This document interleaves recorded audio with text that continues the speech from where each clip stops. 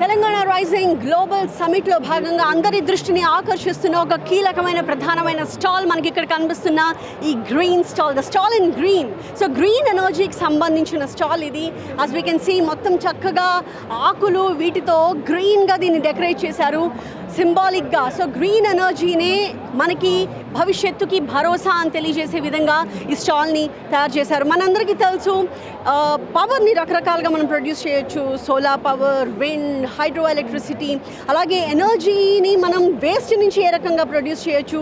అలాగే zero emission vehicles, భవిష్యత్ అంతా కూడా మనం ఈ ఎలక్ట్రిక్ వెహికల్స్ వాటి గురించి, అలాగే బ్యాటరీ ఎనర్జీ స్టోరేజ్ సిస్టమ్, వీటన్నిటికి సంబంధించిన డీటెయిల్స్తో మనకి ఈ స్టాల్ కనిపిస్తోంది. So as we can see మనకి ఇక్కడ ఫస్ట్ ఎలక్ట్రిక్ వెహికల్స్కి సంబంధించిన డిస్ప్లే కనిపిస్తుంది, గరుడ. సో మనందరం రెగ్యులర్గా వాడే బస్సులు భవిష్యత్తులో జీరో ఎమిషన్ వెహికల్స్గా మారబోతూ ఉన్నాయి. We have mister Shivaji with his, the director of TGSPCDCL. So ఆయనతో మాట్లాడదాం సార్. సో ఫ్యూచర్ అంతా ఈవీ అనే మనం మాట్లాడుకుంటున్నాం. సో ప్రభుత్వం ఏ రకంగా ఈవీని ఇన్కార్పొరేట్ చేయబోతోంది డే టు డే మన ఎనర్జీకి సంబంధించినది? మనకి ఫ్యూచర్ అంతా అన్ని వెహికల్స్ అన్నీ కూడా ఈవీ వెహికల్సే మేడం. ఎందుకంటే మనకి డీజిలు, పెట్రోలు, ఈ గ్యాసెస్ వీటన్నిటిని బర్న్ చేస్తే లాట్ ఆఫ్ పాయిజనస్ గ్యాసెస్ వస్తాయి. సో అవి ఎన్విరాన్మెంట్లో కలిసిపోయి, క్లైమేట్లో కలిసిపోయి హ్యూమన్ బీయింగ్కి కానీ యానిమల్ బీయింగ్ కానీ ప్రాబ్లమ్స్ వస్తాయి. So to eliminate such things we have started the EV. So Telangana government is highly committed to go for the total EV vehicles, even including the transport, personal and all. So we are encouraging the public to go for the EV vehicle. Already private ట్రాన్స్పోర్ట్లో EV వచ్చేసింది, చాలామంది EV వైపే మొగ్గు చూపుతున్నారు. So public ట్రాన్స్పోర్ట్లో కూడా ఎంత మేర EV వైపు చూస్తోంది ప్రభుత్వం? ఎంత percentage of the vehicles? RTC బస్సెస్లో చాలా మార్పులు వస్తున్నాయి మేడం నియర్ ఫ్యూచర్లోనే. సో ముందుగానే ఆ బస్సెస్ అన్నీ, ట్రక్స్ అన్నీ కొనుక్కునే ముందుగానే గవర్నమెంట్ ఏం చేస్తుందంటే ఈవీ స్టేషన్స్ని పెడుతుంది హైవేస్ ఎమ్మటి, గవర్నమెంట్ ఆఫీసెస్లో, సో ప్రైవేట్ ఆఫీసెస్లో, హాస్పిటల్స్ దగ్గర, where the public mobility is more, అక్కడ అన్నిటిలో కూడా ఈవీ ఛార్జింగ్ స్టేషన్స్ పెడుతున్నాం. మనం ఇంకొక 6 నెలల్లో ఒక 3000 ఛార్జింగ్ స్టేషన్స్ పెడుతున్నాం తెలంగాణలో. ఇది కంట్రీలోనే ది హైయెస్ట్. ఇప్పటికే చాలామంది దానివైపు వెళ్తున్నా కూడా కొంతమంది ఆలోచించడానికి ప్రధానమైన కారణం ఈ ఛార్జింగ్ పాయింట్స్ ఎక్కువ లేకపోవడం అన్న దాని గురించి ఆలోచిస్తున్నారు. కొంతమంది అవగాహన తక్కువ ఉండడం వల్ల కూడా. అంటే మేడం చాలామంది ఏమనుకుంటున్నారంటే ఛార్జింగ్ బస్సులో వెళ్తే సగం దూరం వెళ్ళిన తర్వాత ఆగిపోతే ఏంటి పరిస్థితి అని అనుకుంటున్నారు. సో అలాంటిది ఏం లేదండి, అలాంటివన్నీ అపోహలు మాత్రమే. ఇప్పుడు మనకి ఇక్కడి నుంచి విజయవాడ వెళ్ళే లోపల 10-15 చోట్ల మనకి ఛార్జింగ్ స్టేషన్స్ ఉంటే అసలు భయం అనేది ఉండదు. సో గవర్నమెంట్ దానికి కమిటెడ్గా ఉంది. So we're establishing the total EV station charging. Good to hear that. And next మనం ఈ ఇంకో స్టాల్ దగ్గరకు వచ్చాం, which is waste to energy. So వేస్ట్ని ఎనర్జీగా ఎలా మార్చాలి దానికి సంబంధించి ఒక నమూనా కనిపిస్తుంది. So what station is this? మన దగ్గర లాట్ ఆఫ్ వేస్ట్ ఉంటుందండి, ఎవ్రీడే వేస్ట్ వస్తుంది కదా. ఆ వేస్ట్ని మనము అక్కడ ఇక్కడ పారేయకుండా బర్న్ చేసి అగైన్ దాన్ని మళ్ళీ రీసైకిల్ చేసి ఎనర్జీగా కన్వర్ట్ చేస్తాం. సో ఫర్ ఎగ్జాంపుల్ ఈ ప్లాంట్లు 2 ప్లాంట్లు కనిపిస్తున్నాయి మోడల్స్. అందులో పర్ డే 1800 టన్స్ వేస్ట్ కనుక వేస్తే మనకి 24 మెగావాట్స్ పవర్ వస్తుంది. సో మనకి ఈ విధంగా వేస్ట్ని మనము పూర్తిగా ఎగ్జాక్ట్లీ 2 ప్రాబ్లమ్స్ని ఒకటేసారి అడ్రస్ చేసినట్టు, వేస్ట్ మేనేజ్మెంట్ అవుతుంది, ఎనర్జీ ప్రొడక్షన్ కూడా అవుతుంది. That's so nice. ఆ తర్వాత నెక్స్ట్ మనకు కనిపిస్తుంది C&D వేస్ట్. ఓకే, ఏంటి? కన్స్ట్రక్షన్స్ దగ్గర, మనం బిల్డింగ్ కన్స్ట్రక్షన్స్ వాటి దగ్గర చాలా వేస్ట్ మెటీరియల్ ఉంటుందండి. ఈ వేస్ట్ మెటీరియల్ పడిపోద్ది. సో ఇదంతా కలెక్ట్ చేసి మళ్ళీ దీన్ని శాండ్గా, ఓకే, రకరకాల మెటల్ పీసెస్ ఇవన్నీ రకరకాలుగా తయారు చేసి ఇవన్నిటిని మళ్ళీ మార్కెట్లో రీయూజబుల్. సో ఈ వేస్ట్ని కలెక్ట్ చేస్తాము. లేకపోతే ఏం చేస్తామంటే ఇదంతా తీసుకెళ్ళి ఎక్కడో మూసీ నదిలోనో, ఎక్కడో గ్యాప్ ఉంటే అక్కడ, గవర్నమెంట్ ప్లేసెస్ ఉంటే అక్కడ డంప్స్ వేస్తారు. సో దాన్ని అవాయిడ్ చేయడానికి గవర్నమెంట్ ఏం చేసిందంటే వీటన్నిటిని కలెక్ట్ చేసి ఒక చోట మళ్ళీ దీన్ని రీసైకిల్ చేసి మళ్ళీ మెటల్ ఏదైతే ఉంటుందో, శాండ్ ఏదైతే ఉంటుందో విడగొట్టి దాన్ని వాడుకోవడానికి సో బేసికలీ వాటర్ బాడీస్ అన్నిటినీ కూడా ప్యూర్గా ఉంచడము అండ్ ఎక్కడికక్కడ డంపింగ్ జరగకుండా ఉండడానికి ఇది చాలా హెల్ప్ అవుతుంది. Correct madam. ఇది ఇప్పుడు మనము ఎవ్రీడే హైదరాబాద్లో 2000 నుంచి 2500 టన్స్ జనరేట్ అవుతుంది మేడం ఒక ఎస్టిమేట్. ఈ డెబ్రీ కనుక మనం కలెక్ట్ చేయకపోతే ఏమైందంటే న్యాచురల్గా ఏదో అన్నోన్ ప్లేసెస్ వాటర్ బాడీస్లో డంప్ అవుతుంది. అండ్ ఇంకోటి మేడం మేజర్ ప్రాబ్లం ఏంటంటే ఎయిర్ పొల్యూషన్. ఇప్పుడు టోటల్ ఎయిర్ పొల్యూషన్లో 42% డస్ట్ ఉంటుంది మేడం, PM10 అంటారు అన్నమాట. సో హైదరాబాద్ ఈరోజు okay we have a average air quality. ఢిల్లీలో చూసుకుంటే మనకి బ్యాడ్ ఎయిర్ క్వాలిటీ, దాంట్లో 42% is only this dust. So మేము ఏం చేస్తున్నాం అంటే అంతా కలెక్ట్ చేయడము, దాన్ని రీసైకిల్ చేయడము, అంటే ఒక డెడ్ మెటీరియల్ని లైవ్ మెటీరియల్ చేసి మళ్ళీ సేల్ చేయడం మేడం అట్లా. సో సర్క్యులారిటీ. ఆ తర్వాత మనకి విండ్ కనిపిస్తుంది. ఏంటి సార్ ఇది? ఇది ఏంటంటే అండి, ఇది సింపుల్గా చాలా మందికి ఇది తెలియదండి. ఇదంటే మన ఇళ్ళ మీద పెట్టుకోవచ్చు. ఈ స్ట్రక్చర్ అంతా కూడా ఇళ్ళ మీద పెట్టుకుంటే ఏమవుతుందంటే ఇది తిరుగుతుంది, ఎయిర్కి గాలికి ఇది తిరుగుతుంది. గాలికి తిరిగి మనకి 1 కిలోవాట్ పవర్ జనరేట్ చేస్తుంది. అంటే 100 వాట్ బల్బ్స్ 10 వెలిగిస్తుంది. అంటే పెద్ద పెద్ద విండ్ మిల్స్ అయితే అవి వేరు, ఇవి ఏ ఇంటికి ఆ ఇల్లు పెట్టుకో.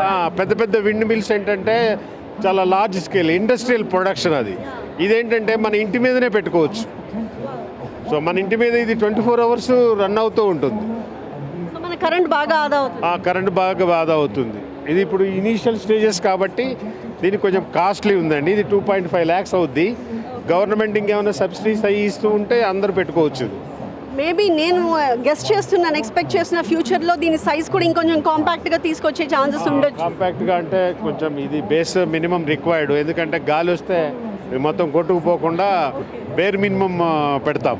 So let's move on. అక్కడ మనకి PSP అని కనిపిస్తుంది. బేసికల్గా ఏంటంటే గ్రీన్ ఎనర్జీ మీనింగ్ ఏంటంటే మేడం, మనం విండ్ పవర్ ప్రొడ్యూస్ చేస్తాం. దీంతో మనకి ఏమి గ్యాసెస్ ఏమీ రావు, ఏమీ పాయిజనస్ మెటీరియల్ ఏది కూడా క్లైమాటిక్ వెళ్ళదు. So wind is the most safest. So second best is the solar. So ఇది రెండు. ఇప్పుడు దీన్ని వాడుకొని సపోజ్ ఫర్ ఎగ్జాంపుల్ దీన్ని ఏమంటామంటే పంప్డ్ స్టోరేజ్ సిస్టమ్ అంటాం మేడం. అంటే 2 రిజర్వాయర్స్ ఉంటాయి. అప్ స్ట్రీమ్లో ఒకటి ఉంటుంది, సో డౌన్లో ఒక రిజర్వాయర్ ఉంటుంది. మనకి మామూలుగా అయితే హైడ్రో పవర్ జనరేట్ చేసినప్పుడు పైనుంచి వాటర్ పెడితే బాటంలో ఉన్న టర్బైన్స్ తిరిగి పవర్ జనరేట్ అవుతుంది. అది కాన్సెప్ట్. వర్షాకాలము మనకి అంటే నాగార్జున సాగర్, శ్రీశైలం ఇలాంటి డ్యామ్స్ దగ్గర మనకి పవర్ జనరేట్ అవుతుంది. ఈ సిస్టంలో ఏంటంటే సోలార్ పవర్ ఎప్పుడు డే టైం జనరేట్ అవుతుంది కదా madam. Solar power day time generate అయినప్పుడు సోలార్ పవర్ చీప్గా ఉంటుంది. 2 రూపీస్ అలా 3 రూపీస్ ఇలా పడుతుంది. సో ఈ పవర్ని వాడుకొని ఈ డౌన్లో ఉన్నటువంటి రిజర్వాయర్ నుంచి వాటర్ని పంప్ చేస్తాం అప్ సైడ్ ఉన్న రిజర్వాయర్కి. సో వాటర్ అంతా బాటమ్ నుంచి తీసుకెళ్ళి టాప్లో పోస్తాం డే టైం అంతా. ఎందుకు? చీప్ పవర్ ఉంది కాబట్టి. నైట్ మనకి 4 o'clock తర్వాత అన్ని హౌస్ హోల్డ్స్లో అన్నిటిలో లైట్స్ వేస్తాం. సమ్మర్లో ఏసీ స్టార్ట్ అవుతాయి. అప్పుడు ఏం చేస్తామంటే సోలార్ ఉండదు కదండి. సో అప్పుడు ఏం చేస్తామంటే దాన్ని పంపులన్నీ వదిలేసి మళ్ళీ వాటర్ కింద పడేసి మళ్ళీ పవర్ జనరేట్ చేస్తాం. సో అప్పుడు ఏమవుతుంది, నైట్ పవర్ కొనాలంటే మనకి 4-5-6 రూపాయలు పడుతుంది. సో మనం ఏం చేస్తాము, 2 రూపాయలకే మనం పవర్ని పైకేస్తున్నాం. సో 6 రూపాయలు మైనస్ 2 రూపాయలు, సో 4 రూపాయలు ఆదా ఉంటుంది. సో దీన్ని పంప్డ్ స్టోరేజ్ సిస్టమ్ అంటారండి. So PSP is pump storage power. Okay, beautiful అండి. Nice concept. డిఫరెంట్ కాన్సెప్ట్స్ మనం చూస్తున్నాము.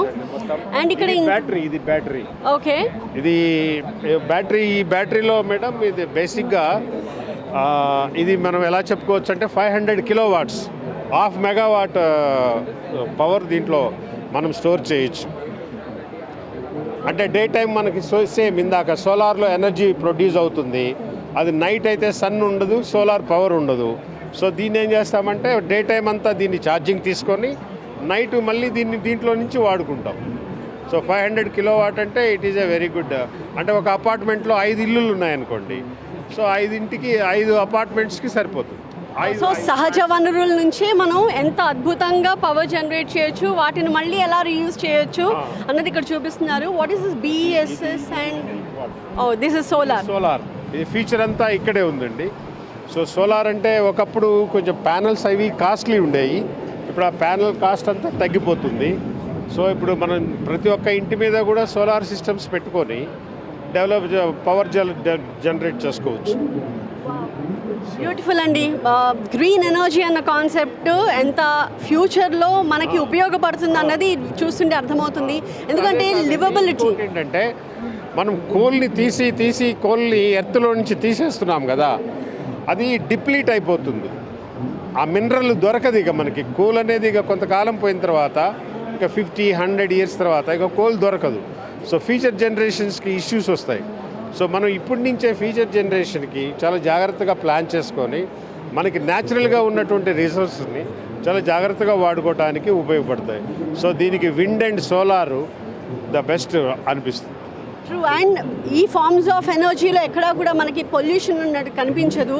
దట్స్ వై సస్టైనబుల్ లివింగ్, ఒక లివబిలిటీ అన్నది మనం భవిష్యత్తులో తెలంగాణలో నుంచి ఈ ఎనర్జీని ప్రొడ్యూస్ చేయడం వల్ల పొల్యూషన్ ఫ్రీ దేశాన్ని, మన పొల్యూషన్ ఫ్రీ ఎన్వైరన్మెంట్ని సాధించే దిశగా తెలంగాణ ప్రభుత్వం అడుగులు వేస్తుంది. అందుకే డిఫరెంట్ ఫార్మ్స్ ఆఫ్ గ్రీన్ ఎనర్జీని ఏ రకంగా ప్రొడ్యూస్ చేయొచ్చు అనే దాని మీద సీరియస్గా వర్క్ చేస్తుంది.